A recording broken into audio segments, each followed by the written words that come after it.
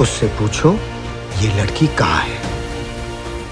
বলিউডের আসন্ন সিনেমা বার্লিনে রাহুল বসুর সঙ্গে পর্দায় দেখা যাবে অনুপ্রিয়া গোয়েনকাকে। অনেক আগে থেকেই রাহুলের অভিনয়ের ভক্ত অনুপ্রিয়া। বার্লিন ছবিতে রাহুলের সঙ্গে ঘনিষ্ঠ দৃশ্যে অভিনয় করতে হয়েছে অভিনেত্রীকে। रूसी राष्ट्रपति के स्वागत की तैयारियां दिल्ली में जोर शोर से चल रही हैं।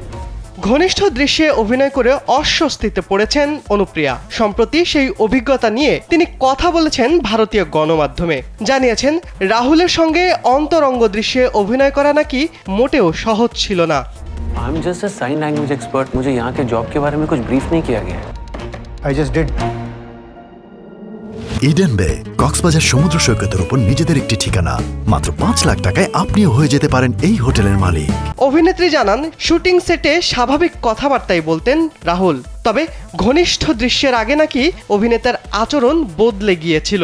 খুবই লজ্জা পাচ্ছিলেন রাহুল। অভিনেত্রী বলেন, আমরা কয়েকটি ছবি তুলছিলাম, রাহুল তখন কতটা লজ্জা পাচ্ছিলেন তা বলে বোঝাতে পারবো না। আমার তাকে অমন লাজুকভাবে দেখতেই ভালো লাগছিল, যদিও বিষয়টি খুব অস্বস্তিকর ছিল। सिर्फ 7 दिन बाकी हैं रशियन प्रेसिडेंट के आने में। रशियन प्रेसिडेंट के असैसिनेशन का प्लान है। অনুপ্রিয়া জানান রাহুলের লাজুক মুহূর্তটা উপভোগ করেছিলেন এবং বিষয়টি নিয়ে অভিনেতার সঙ্গে রসিকতাও করেছিলেন তিনি। রাহুলকে লজ্জা পেতে দেখে নিজেও সামান্য ভয় পেয়েছিলেন অনুপ্রিয়া। অভিনেত্রী বলেন, ওই মুহূর্তে তিনি অস্বস্তি বোধ করলেও ছবিগুলো খুব সুন্দর উঠেছিল।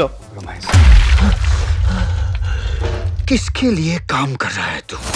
রাহুলের প্রতি ভালো লাগার কথা প্রকাশ করে অনুপ্রিয়া আরও বলেন, ছোটবেলায় সবারই একজন পছন্দের তারকা থাকেন যাকে নিয়ে আমরা নানা কল্পনা করি। আমার পছন্দের তারকা ছিলেন রাহুল বসু। অভিনেত্রী জানান একসময় মনে মনে রাহুলের সঙ্গে অভিনয় করার জন্য প্রার্থনাও করেছিলেন তিনি। শিবলি আহমেদ, কালবেলা।